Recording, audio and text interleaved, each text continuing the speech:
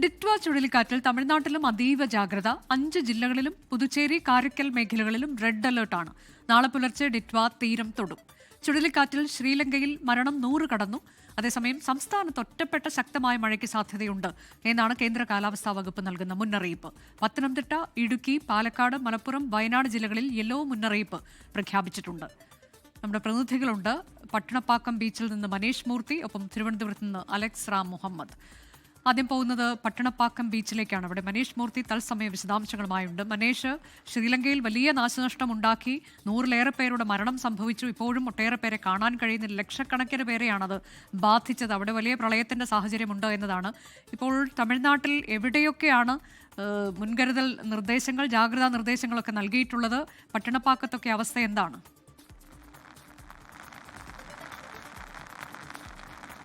അനുജ, പട്ടണപ്പാക്കത്ത് കാറ്റ് വളരെയധികം കൂടി വരുന്നു എന്നുള്ളതാണ്. അതായത് ഈ പറഞ്ഞ ഡിറ്റ്വ ചുഴലിക്കാറ്റ് തീരത്തേക്ക് അടുക്കുന്ന സമയമാകുമ്പോഴേക്കും വലിയ തോതിലുള്ള മാറ്റങ്ങൾ തീരദേശ മേഖലയിലെല്ലാം തന്നെ നമുക്ക് കാണാൻ സാധിക്കുന്നു. കാലാവസ്ഥയിൽ വലിയ മാറ്റമുണ്ട്. കാറ്റിന് ശക്തി കൂടുന്നു, അതുപോലെ തന്നെ തിരമാലകൾക്ക് ശക്തി കൂടുന്നു. ആ രീതിയിലുള്ള മാറ്റങ്ങൾ ഇപ്പോൾ തന്നെ കണ്ടു തുടങ്ങുന്നു എന്നുള്ളതാണ് നിലവിലെ സാഹചര്യത്തിൽ. അതായത് ഉച്ചവരെയുള്ള ഒരു അപ്ഡേറ്റുകൾ പ്രകാരമാണെങ്കിൽ വേദാരണ്യം, നാഗപട്ടണം എന്ന് പറയുന്ന ജില്ലയിലെ വേദാരണ്യം എന്ന് പറയുന്ന മേഖലയിൽ നിന്ന്, തീരദേശ മേഖലയിൽ നിന്ന് 140 കിലോമീറ്റർ അകലെയാണ് കാറ്റുള്ളത്.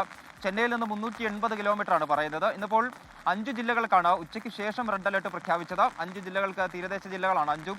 അതുപോലെ തന്നെ ചെന്നൈ ഉൾപ്പെടെയുള്ള മറ്റ് 13 ജില്ലകളിൽ ഓറഞ്ച് അലർട്ടും പ്രഖ്യാപിച്ചിട്ടുണ്ട്. നമ്മൾ നേരത്തെ ഇവിടെ വരുമ്പോൾ ഇത്രയധികം കാറ്റുണ്ടായിരുന്നില്ല. ഓരോ സമയം കഴിയും തോറും കാറ്റ് വലിയ തോതിൽ തന്നെ കൂടിക്കൂടി വരുന്നു എന്നുള്ളതാണ് മനസ്സിലാക്കാൻ സാധിക്കുന്ന ഒരു കാര്യം. അപ്പോൾ എന്തായാലും ഡിറ്റ്വ ചുഴലിക്കാറ്റിൻ്റെ ഒരു കാര്യം ഇപ്പോൾ തന്നെ തമിഴ്നാട്ടിൻ്റെ പല മേഖലകളിലും അനുഭവിച്ചു തുടങ്ങിയിട്ടുണ്ട് എന്നുള്ളതാണ്. നമുക്കറിയാം, ശ്രീലങ്കയിൽ വലിയ തോതിലുള്ള വിനാശമാണ് ഈ ഡിറ്റ്വ ചുഴലിക്കാറ്റ് വിതച്ചത്. ഏകദേശം അവസാനത്തെ കണക്കുകൾ പ്രകാരം 130-ലധികം ആളുകൾ മരിച്ചു എന്നുള്ളതാണ് ലഭിക്കുന്ന വിവരങ്ങൾ. 150-ലധികം ആളുകളെ കാണുന്നില്ല. 2 ലക്ഷത്തോളം പേരാണ് ഈ പറഞ്ഞ ഡിറ്റ്വ ചുഴലിക്കാറ്റും അതുമായി ബന്ധപ്പെട്ടുള്ള മണ്ണിടിച്ചിലും മഴയിലുമൊക്കെ ദുരന്തം അനുഭവിക്കുന്നത്. പലയിടങ്ങളിലും ഇപ്പോഴും രക്ഷാപ്രവർത്തകർക്ക് എത്തിച്ചേരാൻ പോലും സാധിച്ചിട്ടില്ല. ഏകദേശം 20ഓളം ജില്ലകൾ പൂർണ്ണമായും തന്നെ വെള്ളത്തിലടിയിലാണ് അവിടെ ശ്രീലങ്കയിൽ എന്നുള്ളതാണ് നമുക്ക് ലഭിക്കുന്ന വിവരങ്ങൾ. 2 ദിവസമായി അവിടെ കാര്യമായ അർത്ഥത്തിലുള്ള രക്ഷാപ്രവർത്തനം നടക്കുന്നുണ്ട്. പക്ഷേ സൈനികർക്ക് പോലും എത്തിച്ചേരാൻ പറ്റാത്ത ഇടങ്ങളിൽ ഇപ്പോഴും ആളുകൾ കുടുങ്ങിക്കിടക്കുന്നു എന്നുള്ളതാണ് ശ്രീലങ്കയിൽ നിന്ന് വരുന്ന ഒരു വിവരമെന്ന് പറയുന്നത്. ഡിറ്റ്വ ചുഴലിക്കാറ്റ് ശ്രീലങ്കയിൽ നിന്നും തമിഴ്നാട് തീരത്തോട്ട് അടുക്കുകയാണ്. എന്തായാലും നാളെ രാവിലെ, അതായത് 30-ാം തീയതി പുലർച്ചെ തമിഴ്നാടിൻ്റെ വടക്കൻ തീരം തൊടും. തമിഴ്നാടിൻ്റെ വടക്കൻ മേഖല, അതുപോലെ തന്നെ പുതുച്ചേരി ഉൾപ്പെടുന്ന മേഖലയിൽ തീരം തൊടുമെന്നുള്ളതാണ് കാലാവസ്ഥാ നിരീക്ഷണ കേന്ദ്രം അറിയിക്കുന്നത്. 60 മുതൽ 90 കിലോമീറ്റർ ആയിരിക്കും കാറ്റ് തീരം തൊടുമ്പോഴുള്ള ഒരു വേഗമെന്ന് പറയുന്നത്.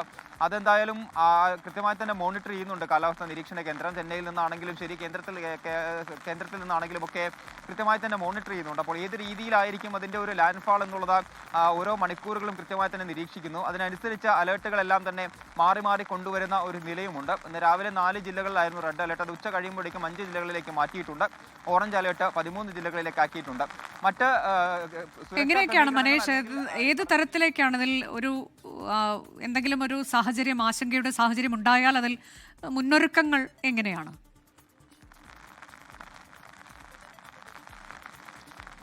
അനുജ, അതാണ് ഈ തീരദേശ മേഖലയിലെല്ലാം തന്നെ അലേർട്ടുകൾ നൽകിയിട്ടുണ്ട്. മാത്രമല്ല, താഴ്ന്ന പ്രദേശങ്ങൾ അല്ലെങ്കിൽ അപകട സാധ്യതയുള്ള മേഖലകളിൽ നിന്നെല്ലാം ആളുകളെ മാറ്റിപ്പാർപ്പിക്കുന്നതിനുള്ള പ്രവർത്തനങ്ങൾ തുടങ്ങിയിട്ടുണ്ട്. ഇന്നിപ്പോൾ രാത്രിയോടുകൂടി തന്നെ ഈ പ്രവർത്തനങ്ങളെല്ലാം പൂർത്തിയാകുമെന്നുള്ളതാണ് സംസ്ഥാന സർക്കാർ അറിയിക്കുന്നത്. റവന്യൂ വകുപ്പും അങ്ങനെ എല്ലാ വകുപ്പുകളും സംയോജിച്ച് എപ്പോൾ വേണമെങ്കിലും പ്രവർത്തന സജ്ജരായിരിക്കണമെന്ന് രാവിലെ തന്നെ മുഖ്യമന്ത്രി എം കെ സ്റ്റാലിൻ നിർദ്ദേശം നൽകിയിരുന്നു. സേനാംഗങ്ങളെ പറ്റിയാണെങ്കിൽ 30 പേരടങ്ങുന്ന 14 സംഘങ്ങൾ, NDRFന്റെ 14 സംഘങ്ങൾ സംസ്ഥാനത്തുണ്ട്. വിവിധ ജില്ലകളിൽ അവരെ ഡിപ്ലോയ് ചെയ്തിട്ടുണ്ട്. ചെന്നൈ ഉൾപ്പെടെയുള്ള ജില്ലകളിലുണ്ട്. SDRFന്റെ സംഘം ഭൂരിഭാഗം ജില്ല, അത് അലേർട്ടുള്ള ഭൂരിഭാഗം ജില്ലകളിലും SDRFന്റെ സംഘങ്ങളുണ്ട്. അങ്ങനെ പ്രതിരോധ പ്രവർത്തനങ്ങൾക്കൊപ്പം തന്നെ രക്ഷാപ്രവർത്തനത്തിന് വേണ്ട സജ്ജീകരണങ്ങളെല്ലാം തന്നെ പൂർത്തിയാക്കിയിട്ടുണ്ട്. ചെന്നൈ ഉൾപ്പെടെയുള്ള മേഖലകളിൽ ദുരിതാശ്വാസ ക്യാമ്പുകൾ ആരംഭിച്ചിട്ടുണ്ട്. അവിടങ്ങളിലേക്ക് ഈ ഭീതിയുള്ള സ്ഥലങ്ങളിൽ, പ്രശ്നങ്ങളുള്ള സ്ഥലങ്ങളിൽ നിന്നുള്ള ആളുകളെ മാറ്റിപ്പാർപ്പിക്കുന്നുണ്ട്. അത് ക്യാമ്പുകളിലേക്ക് വരാൻ താല്പര്യമില്ലാത്ത ആളുകളാണെങ്കിൽ ബന്ധുവീടുകളിലേക്കോ അപകട ഭീതി ഇല്ലാത്ത സ്ഥലങ്ങളിലേക്കോ ഒക്കെ മാറണമെന്നുള്ള നിർദ്ദേശം നൽകിയിട്ടുണ്ട്. നമുക്കറിയാം, രാമനാഥപുരം ആണെങ്കിലും നാഗപട്ടണം, കള്ളാക്കുറിശി പോലുള്ള മേഖലകളിലെല്ലാം തന്നെ കഴിഞ്ഞ 2-3 ദിവസങ്ങളായി ശക്തമായ മഴ തുടരുകയാണ്. നാഗപട്ടണത്തൊക്കെ വീടുകളിലും വെള്ളം കയറുന്ന നിലയുണ്ട്. അതുപോലെ അതുപോലെ തന്നെ കടലിന്റെ ഒരു അവസ്ഥ എടുക്കുകയാണെങ്കിൽ അത് വലിയ തോതിൽ തന്നെ രൂപമാറ്റം സംഭവിച്ചുകൊണ്ടിരിക്കുന്നു. പ്രത്യേകിച്ചും ഇന്ന് രാവിലെ മുതലൊക്കെ രാമനാഥപുരത്താണെങ്കിലും ശരി, അങ്ങ് എല്ലായിടങ്ങളിലും വലിയ തോതിലുള്ള രൂപമാറ്റം സംഭവിക്കുന്നു. വലിയ തിരമാലകളാണ് അടിക്കുന്നത്. മാത്രമല്ല കടലിന്റെ രൂപത്തിൽ തന്നെ വലിയ മാറ്റങ്ങൾ ഉണ്ടാകുന്നു എന്നുള്ളത്. ശക്തമായ തിരമാലകൾ ഉണ്ടാകുന്നു. കാറ്റാണെങ്കിലും തീരദേശ മേഖലകളിലെല്ലാം തന്നെ കാറ്റ് ശക്തമായി തന്നെ വീശുന്ന ഒരു നിലയുണ്ട്. എന്തായാലും കാറ്റ് ഇപ്പോൾ തമിഴ്നാട് തീരത്തോട്ട് അടുക്കുന്നു എന്നതിൻ്റെ സൂചനകൾ തന്നെയാണ് നമുക്ക് ലഭിക്കുന്നത്. അത് ഈ തീരത്ത് നിൽക്കുമ്പോൾ നമുക്കത് വളരെ കൃത്യമായി തന്നെ മനസ്സിലാകുന്നുമുണ്ട്. 30-ാം തീയതി രാവിലെ പുലർച്ചെയാണ് ഈ കാറ്റ് തീരം തൊടുക എന്നുള്ളതാണ്. എന്തായാലും രക്ഷാപ്രവർത്തനം അല്ലെങ്കിൽ അതിനെ പ്രതിരോധിക്കാനുള്ള പ്രവർത്തനങ്ങളെല്ലാം തന്നെ കൃത്യമായ അർത്ഥത്തിൽ പൂർത്തീകരിച്ചിട്ടുണ്ട്. ഓൺ കോളിൽ സേനാംഗങ്ങൾ എത്തും. അതായത് ഏതെങ്കിലും തരത്തിലുള്ള പ്രശ്നങ്ങൾ ഉണ്ടെങ്കിൽ നിലവിൽ ഡിപ്ലോയ് ചെയ്തതല്ലാതെ തന്നെ 10 സംഘങ്ങളെ സജ്ജരാക്കി നിർത്തിയിട്ടുണ്ട് NDRF. SDRFിന്റെ സംഘങ്ങളും തയ്യാറാണ്.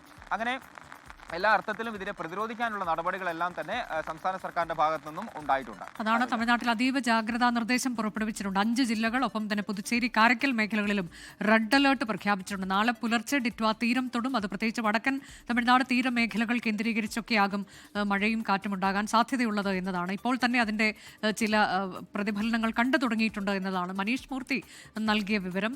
ലോകത്തെവിടെയായാലും ഏത് സമയത്തും 24 വാർത്തകളും ഓഗ്മെന്റഡ് റിയാലിറ്റി പാക്കേജുകളും എക്സ്പ്ലെയിനറുകളും വിശദമായി കാണാൻ ഞങ്ങളുടെ യൂട്യൂബ് ചാനൽ നിങ്ങൾക്ക് സബ്സ്ക്രൈബ് ചെയ്യാം.